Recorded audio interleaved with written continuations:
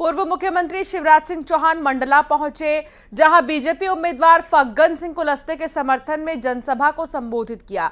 सभा के दौरान ही वहां बारिश होने लगी। बारिश के बीच ही शिवराज सिंह चौहान ने लोगों को संबोधित किया। वहां मौजूद लोग पानी में भीगते हुए शिवराज के भाषण को सुन रहे थे।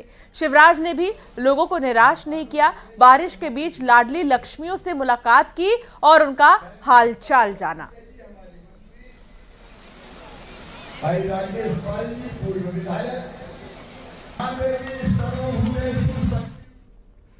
मंडला में जैसे जैसे चुनाव तारीख नजदीक आता जा रहा है, वैसे वैसे चुनाव प्रचार तेज होता जा रहा है। पूर्व केंद्रीय मंत्री और बीजेपी के उम्मीदवार फग्गन सिंह कुलस्ते ने प्रचार में अपनी पूरी ताकत झोंक दी है।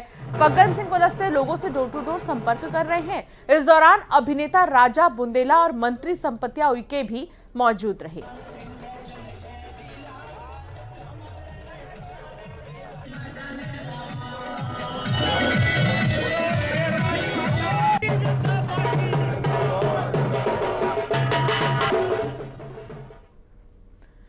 बीएसपी की एक और लिस्ट जारी हो चुकी है और मुरैना सीट से उम्मीदवार का ऐलान हो गया है। रमेश चंद्र गर्ग को उम्मीदवार बनाया गया है। मुरैना में 7 मई को मतदान होगा और इस लिहाज से देखा जाए तो मुरैना से भारतीय जनता पार्टी के कैंडिडेट के साथ साथ कांग्रेस और अब बीएसपी ने भी लिस्ट जारी कर दी है और यहां से कैंडिडेट खड़ा कर दिया है। तो मुकाबला क्या त्रिकोणीय होगा, यह देखना बेहद ही खास हो जाता है, क्योंकि अभी इंतजार करना है। 7 मई को यहां पर वोट डाले जाएंगे। उसके पहले प्रचार प्रसार का सिलसिला देखने को मिल रहा है।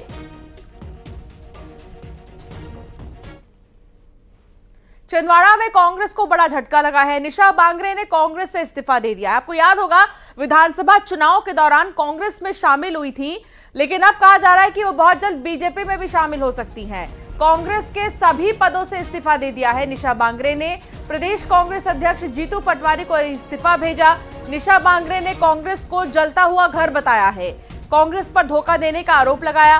पार्टी में महिलाओं को उचित स्थान नहीं मिलने का आरोप लगाया है। निशा बांगरे के बीजेपी में शामिल होने की अटकलें तेज हो गई हैं।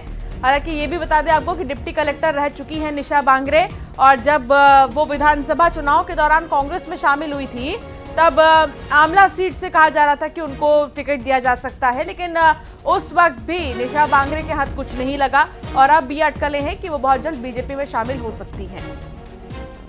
लोकसभा चुनाव से सुर्खियों में आई एक प्रशासनिक अधिकारी जिन्होंने राजनीति की तरफ रुख किया था, वो इस वक्त हमारे साथ है निशा बांगरे। निशा जी, आपका स्वागत है। बहुत बहुत धन्यवाद। नमस्कार दर्शक। ये बाबा साहब और इस संविधान की जो विचारधारा है, समता, बंधुता, न्याय, स्वतंत्रता, उसके लिए समाज के पढ़े लिखे लोगों को भी कार्य करना चाहिए। तो उनसे ही प्रेरणा लेकर के मैंने मध्य प्रदेश की प्रशासनिक सेवा का सर्वोच्च पद त्याग किया। मुझे उसमें कोई पश्चाताप नहीं है। मैं बिल्कुल नहीं कहूंगी कि मैंने गलत किया, ना अभी भी मेरा राजनीति से मोह भंग हुआ है। मतलब पहले शिकायत शिवराज सिंह चौहान मुख्यमंत्री से, अब शिकायत कमलनाथ से, ये मान लें? बिल्कुल, आज की डेट में तो यही हुआ। अगर कमलनाथ जी को टिकट नहीं देना था तो वो मना कर देते, मैं अपनी नौकरी से इस्तीफा भी नहीं देती। इस्तीफा स्वीकार होने का कोई दुख और रंज नहीं, जो लेट स्वीकार हुआ नहीं, उसका कोई रंज नहीं है। देखिए, उस समय भाजपा की सरकार थी, वो कोई भी सरकार हो, उसकी जगह कांग्रेस भी होती तो शायद वही करती। तो उन्होंने तो अपना काम किया, लेकिन कांग्रेस को जो न्याय करना चाहिए था, बाबा साहब का उस समय उन्होंने अपमान किया, उनके साथ अन्याय किया। जब बाबा साहब ने संविधान लिखने के बाद भी चुनाव लड़ा तो कांग्रेस के प्रत्याशी को खड़ा करके उनको हराने का काम उस समय किया बाबा साहब।